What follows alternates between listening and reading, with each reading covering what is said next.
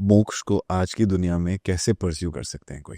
हम जो भी कर रहे हैं उसे एक ईश्वर अर्पण भाव से हम करें, एक समर्पण के भाव से जब हम करते हैं और इस भाव से करते हैं कि हमारे अहंकार की पुष्टि ना हो, हमारे अहंकार का समर्पण हो. So I dedicate myself to a higher purpose where I is not important, my purpose is important.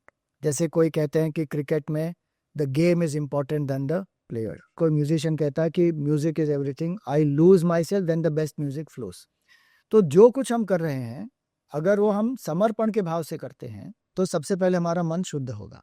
तो ये पहली चीज है, do our duties with dedication. दूसरी चीज है, हमारे जीवन में एकाग्रता आनी चाहिए. So we have to practise single pointedness और इसलिए साधना की आवश्यकता होती है. अलग अलग प्रकार से एकाग्रता का हम अभ्यास कर सकते हैं. कोई श्वास पर ध्यान देता है, कोई विजुअलाइजेशन करता है, कोई चक्र पर ध्यान देता है. ये सब मेथड्स है. कोई कैंडल के फ्लेम पर स्टेयर करता है. अलग अलग प्रकार के हैं, लेकिन इससे कंसंट्रेशन आएगी, केवल प्यूरिटी ऑफ माइंड नहीं आएगी. प्यूरिटी ऑफ माइंड कब आती है? जब हम ईश्वर से जुड़ते हैं कि ईश्वर कौन है. और इसीलिए धर्म की आवश्यकता होती है, रिलीजन की आवश्यकता होती है.